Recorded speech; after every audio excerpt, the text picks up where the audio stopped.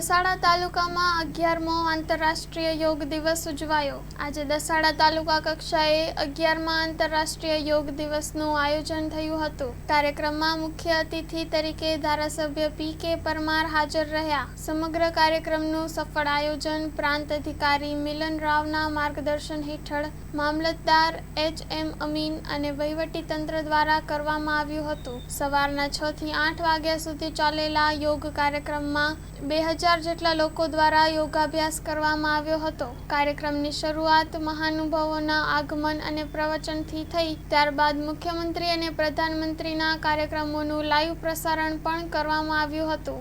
Story report by Minhaj Malik, Surendranagar.